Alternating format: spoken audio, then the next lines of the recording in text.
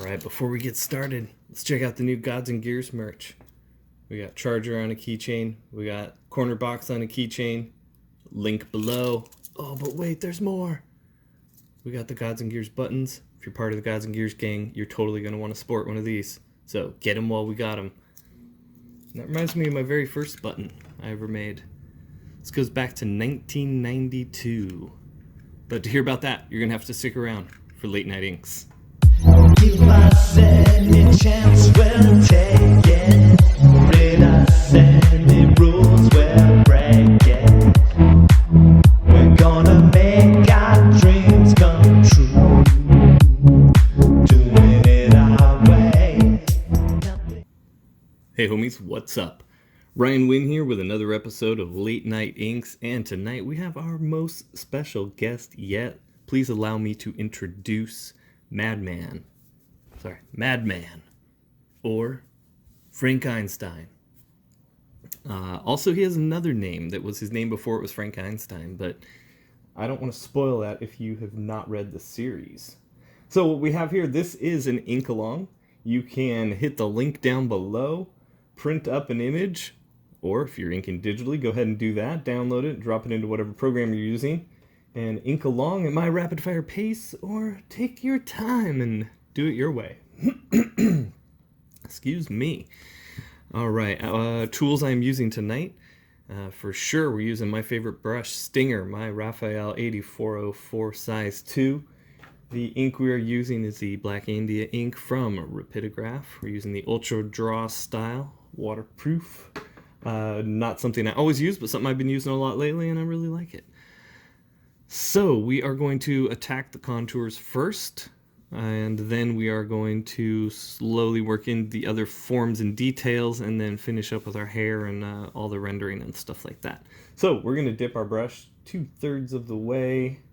We don't want to go too much further than that to risk getting ink gummed up in the ferrule of the brush. That's this metal doohickey that holds the hairs together and holds it to the wooden barrel itself here. Alright, so let's get in frame. Let's get started. We've got a nice heavy loaded brush right now, so we're going to go for this. This is black t-shirt. It's scribbled in, but it's going to be all black. We're going to leave white here for the collar.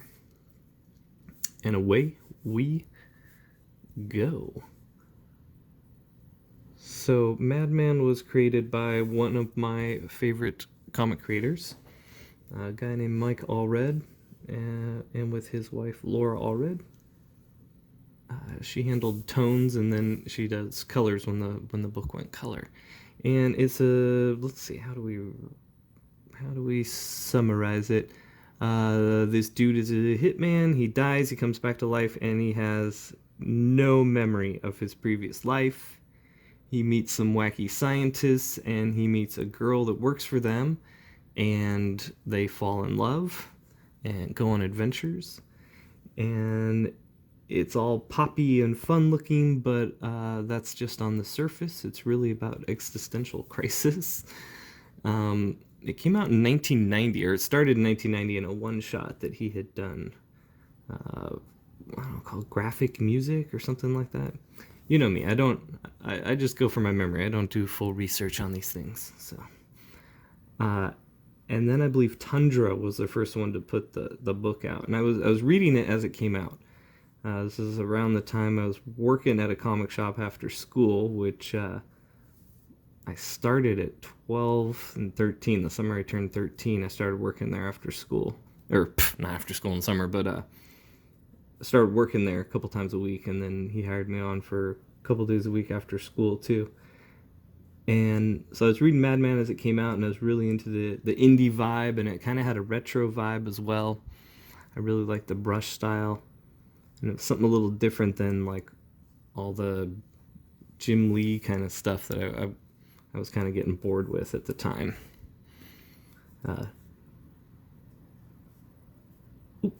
See, I let myself slip there. Sorry, I stopped talking for a second because I let the board slip and got a bloopity bloop I didn't want there, but we can fix that right there. There we go.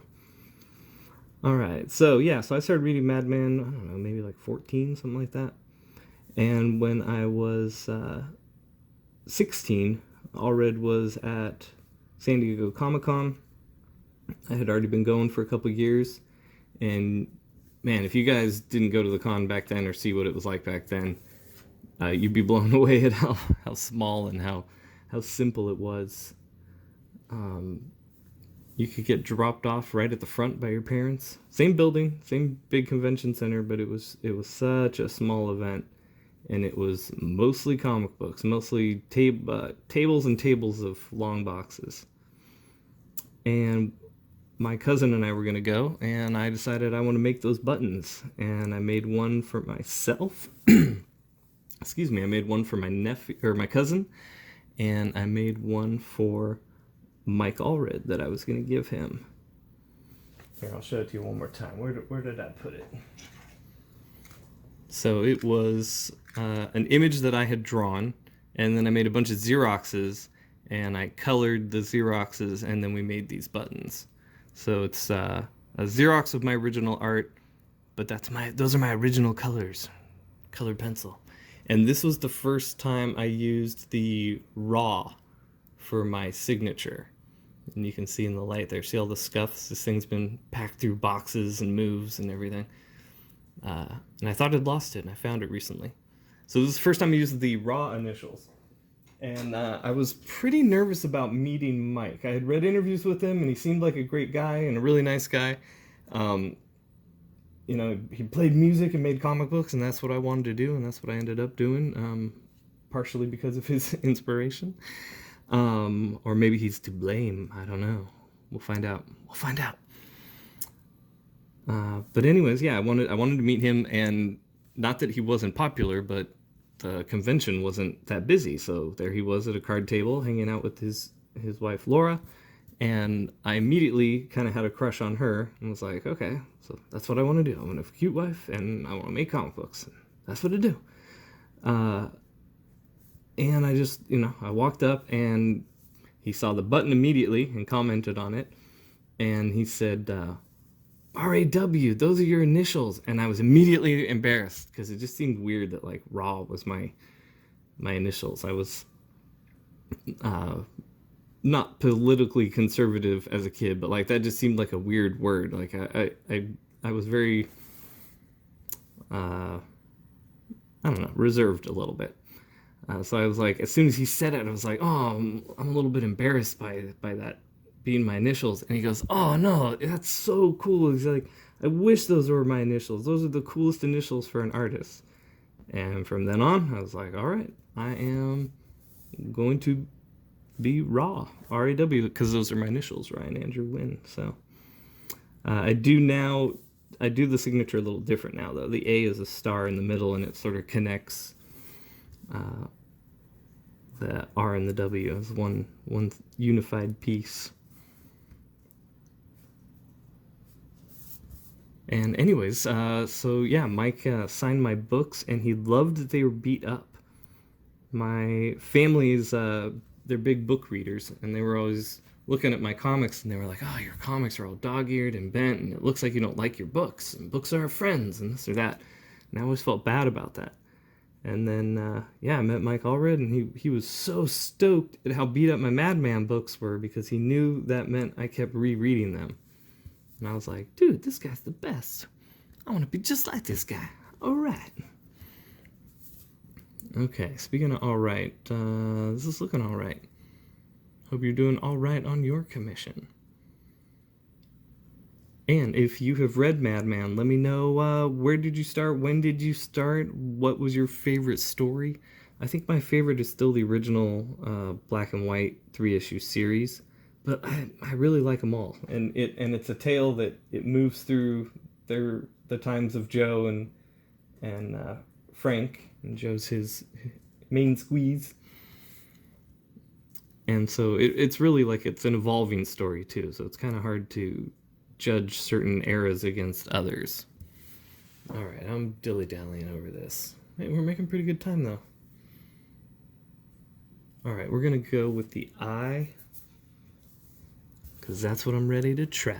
Okay. So I did have a button for him, but like I said, I was kind of reserved. I wasn't really that shy, but I was a little awestruck, and I also thought he was just being nice. So I didn't actually ever give him the button that I had brought for him, and now I wish I had, because he had been really nice, and he answered questions about brush inks and what inks he was using, and I don't remember what tools now. Probably even that afternoon I didn't remember because I was just in awe that I got to talk to him. And I'm not really someone, even as a kid, I didn't really get starstruck by people. I thought it was cool to meet creators and get autographs and stuff like that. But he was the first one that I was kind of gaga over, just because he was so cool and his book was so cool, and he was such an inspiration for years too. And even man, tons of my friends and family were turned on to that book and enjoyed it. Really enjoyed it too. I had a big bag that I kept all the Madman issues in, and I would just loan them out. And then when the trades came out, I would switch out single issues for the trades. That way I could just keep the single issues safe at home and loan out the trades. Alright, so we're making a white mark in here that's going to hit the highlight of his, part of his eyelids there that are peeking out from under this brow. And then hitting a highlight on these lines that we usually do. Here, I'm going to do this one over here, like this, where the nose and eye come together there. I'm sure it's got a fancy name, but I don't know it.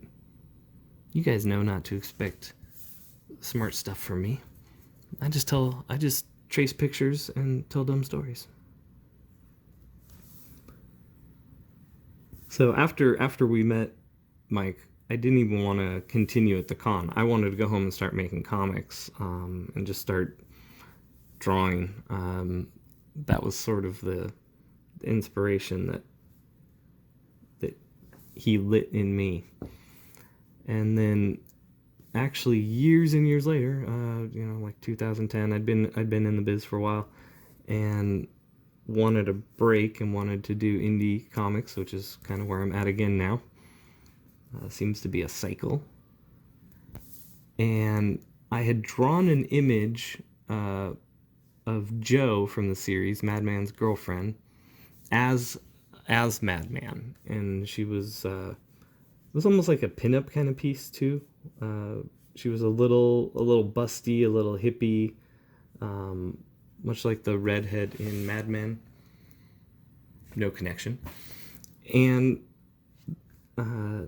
then I had a friend, Billy Breckage, he's a mural artist and a painter from Austin, Texas. If you've been there, he was part of the team that did the Welcome to Austin mural postcard that's pretty famous, been in tons of movies and commercials and the such. And shoot, okay, hold on a sec. Where am I going with this? Alright, I'm gonna start breaking these. Sorry, I broke up my story too. I don't even know what I was saying anymore. Sorry, I got lost thinking I was about to smudge something, and that threw off my whole story and my whole train of thought. I'm sure it'll come back to me, but we're gonna keep doing these little thin render lines.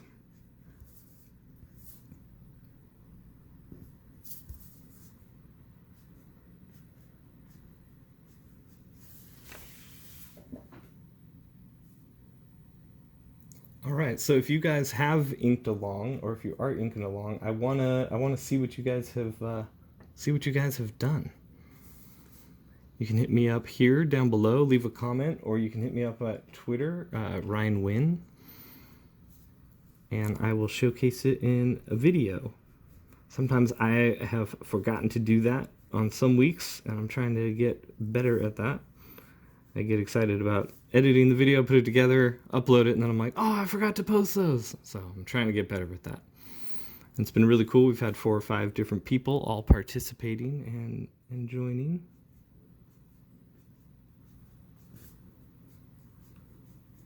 Oh, I jumped ahead on some of the rendering. No. This is good. This is good. We're doing good. I usually like to save the rendering for last because it's one of my favorite things to do, but The brush is got a really good whip going on it right now. That's not a technical term, that's just what I call it.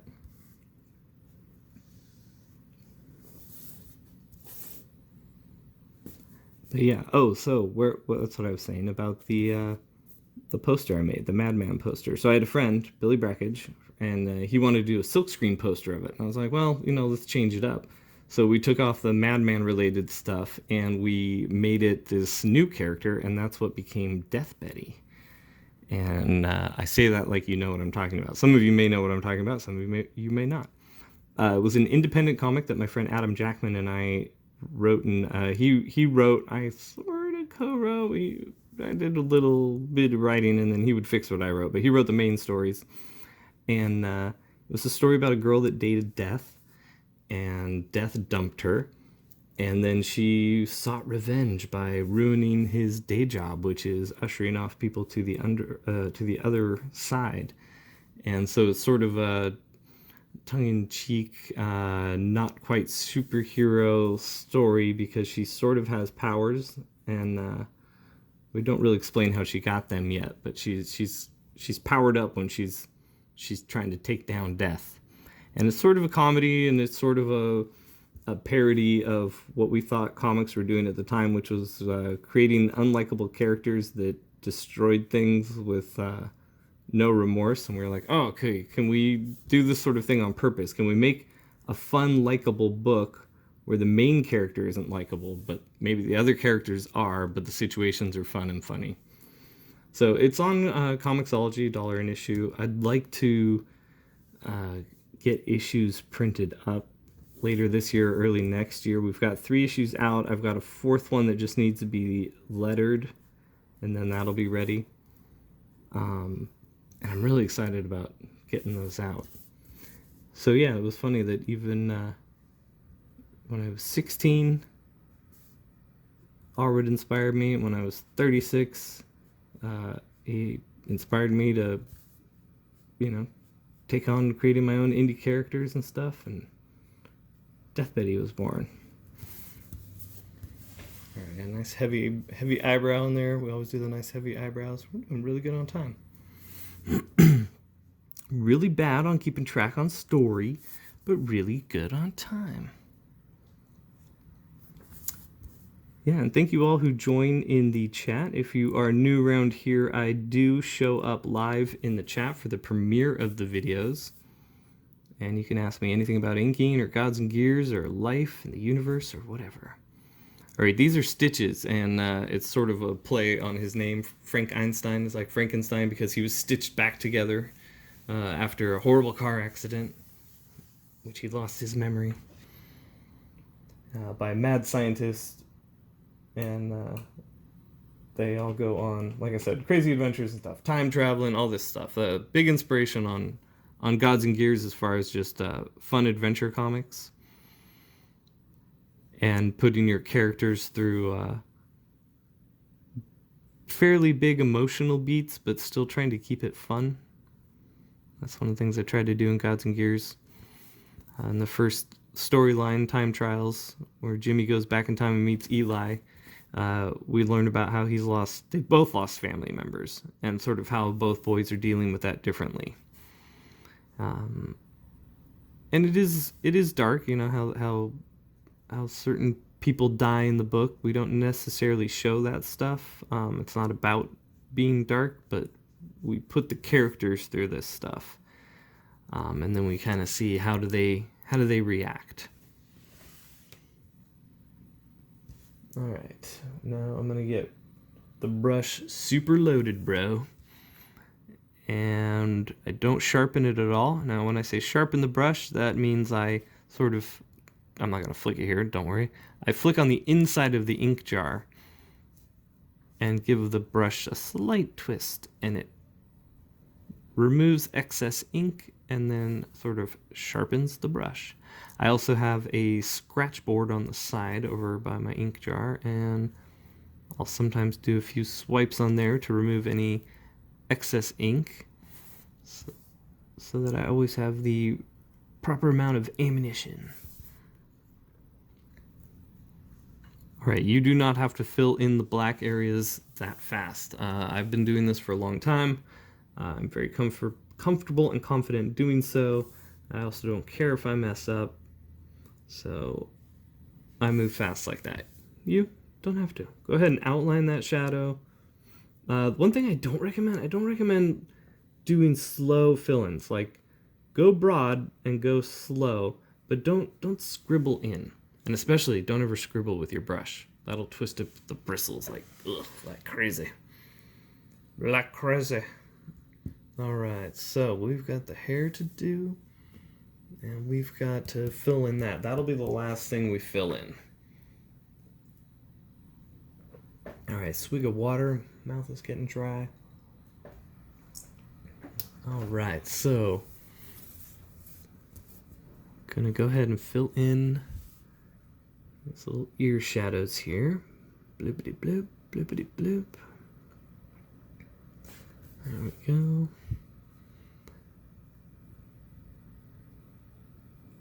Now, I have not reread Madman in probably over 10 years. I flipped through a bunch of the issues, but I think I'm due for a big read on that.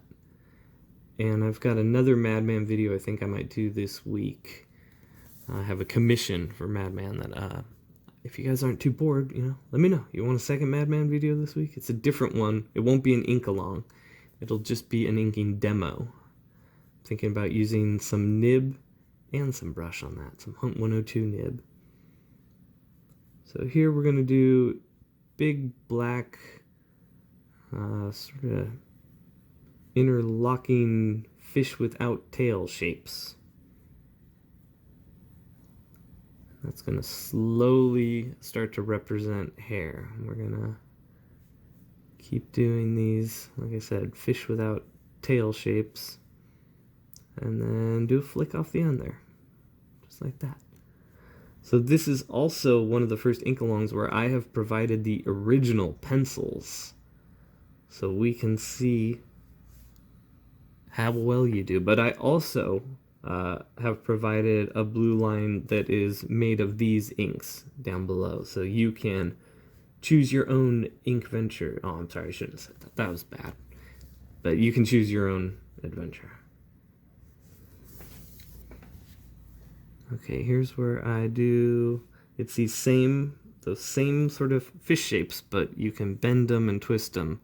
And that's because the nature of hair, just like muscles, is sort of to taper thin, thick, and thin. And everyone stylizes that a little different. I tend to look to anime for shapes that I like in hair, but then I sort of have this American brush style. Alright, reloading the brush, sharpening it on the inside of the jar. I should probably show you how I do that sometime.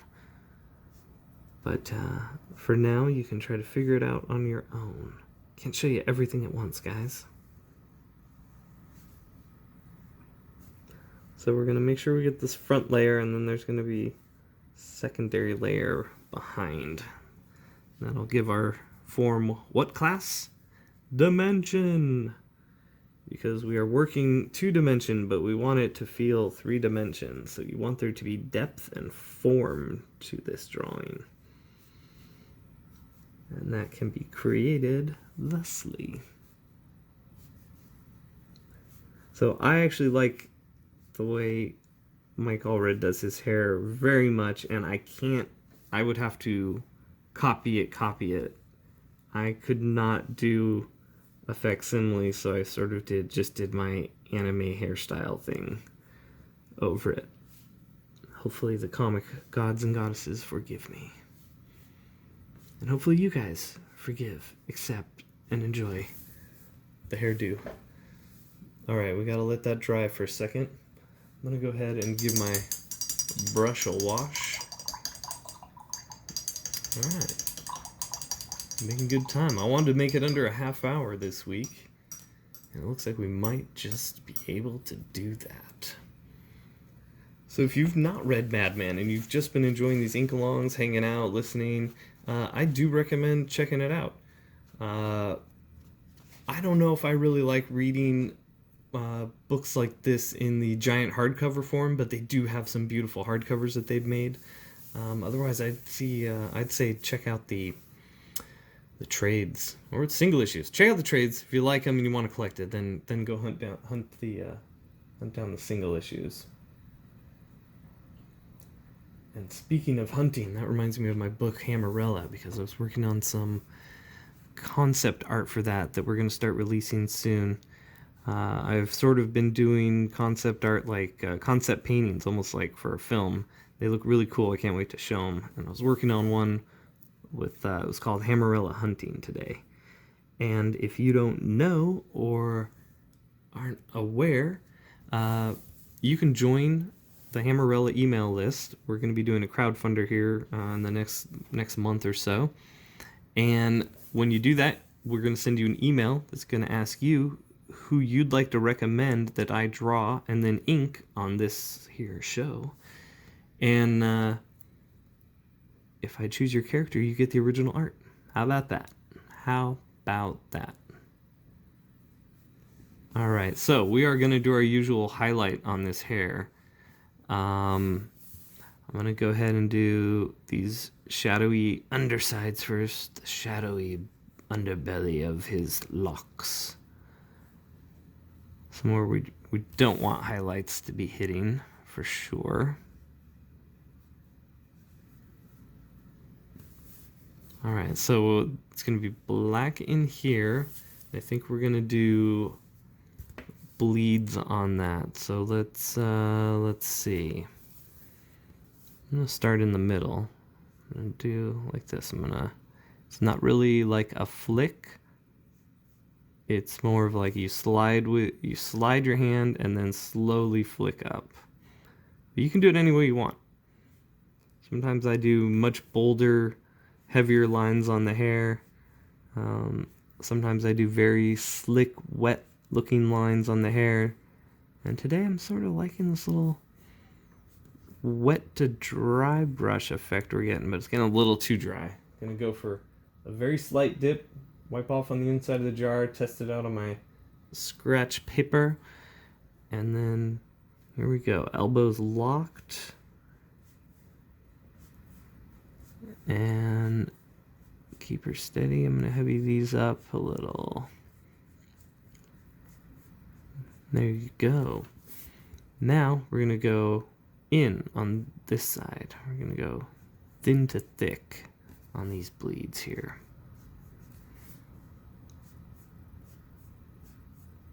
And there's no right or wrong way to do this. You can do these all solid black if you want. I personally just like to have a little bit of fun with the line variety, even in the hair. So we'll do the feathered, tapered lines there, and then over here we'll do a hard bounce, just like we did on our Glenn Danzig piece. Now again, hard bounce is not some technical term. That's just something I say. Because I feel like these lines, they have a bounce to them, and they also are bouncing the light off the hair.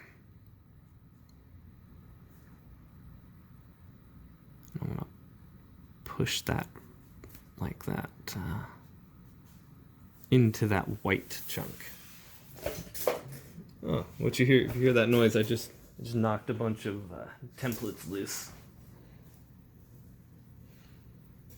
I sort of have this like hook on the inside of my desk, and all my templates are there, and I can just reach under and grab them, and they're really handy. But I slid my chair over too far. You get the bloopers and real life tragedy of what it's like to be an inker. Sometimes your templates fall on the floor. Alright, here my brush is really, really heavy with ink. You do not have to have your brushes heavy with ink. It's one of those things, don't do as I do until you've been inking as long as me. Because I've got a little more control over how much pressure I'm putting down and how the brush is going to fold and stuff like that.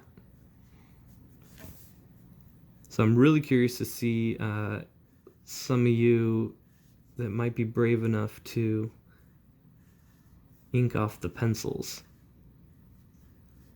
But that's not to diss anyone that inks off the tighter version either, because man, it's scary to ink sometimes. It's especially scary or intimidating to ink other people's work. So, you know, I encourage you to do your own thing over me. I do not get intimidated. The whole thing here isn't about how well you ink. It's just that you ink it all.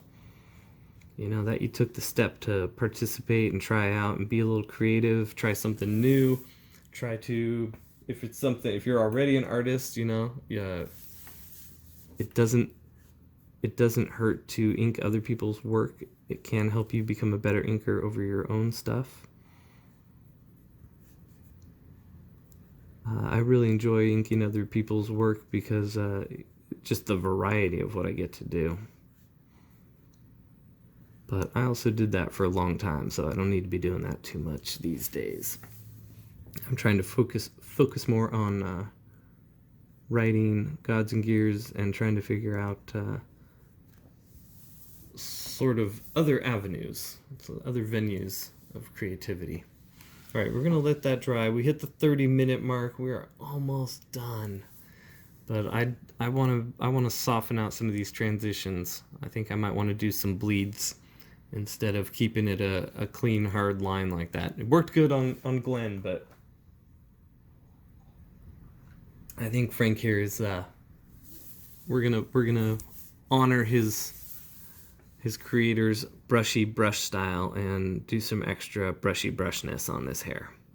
Now those are technical terms. You can go to your art teacher and say that, and he will know exactly what you're talking about and not think you're weird at all. All right, here we're gonna sort of start on this side, go thin to thick. You know what? I'm gonna try to make the bleeds meet as much as possible, I think. We'll do shorter bleeds here than we do on this little crown here.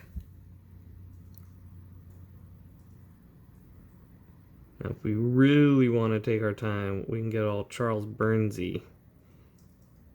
If you don't know who he is, just when you're done here, go ahead and Google him and look at his inks. He does these sweet diamond line bleeds all over his work. We're gonna go solid black on that back layer. All right, some of these I'm not meeting as tightly as I'd like, but we can always go back and tighten that up too. But I also created a nice shape with the black line, so it's got a nice gradation quality to it and a nice bounce. So it might work, we'll see. So again, if you have decided to join us for the ink along, make sure you let me know below or over on Twitter at ryanwin.com. Oh yeah, I forgot to finish. I was talking about the Hammerella stuff. That reminds you, you can go to ryanwin.com and that will lead you to the Hammerella stuff. There's a button and a link there for that. And there's a button and a link there for my Twitter account. So if you don't know me from there already, you can follow me there. All right. So we're going to break out the big brush. And we are going to fill this bad boy in right here and call it a night. All right, super heavy on the brush. I always give the stoner voice for the brush when it gets all loaded, bro. The brush is super loaded.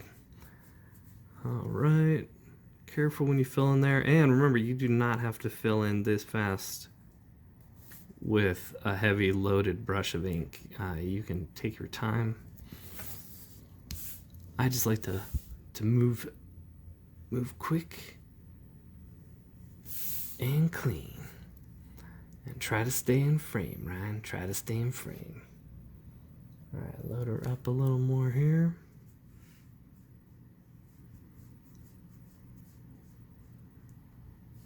All right. Well, thank you all for watching. Thank you all for joining.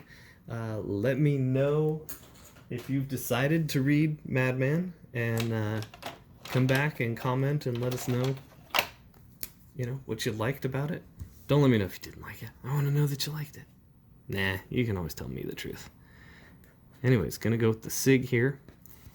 Go ahead and do your SIG below there. There we have our Frank Einstein Madman. A little bit of tribute there to creator Mike Allred. All right, thank you guys for joining. Until next time, take care of yourselves, take care of each other, and take it easy.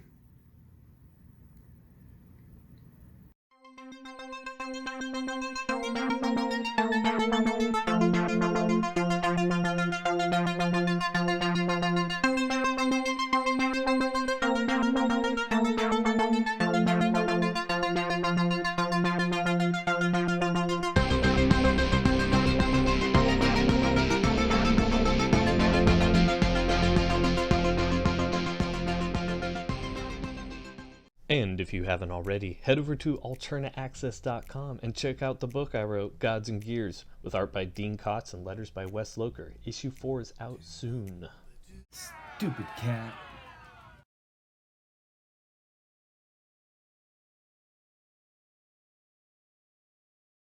Stupid cat.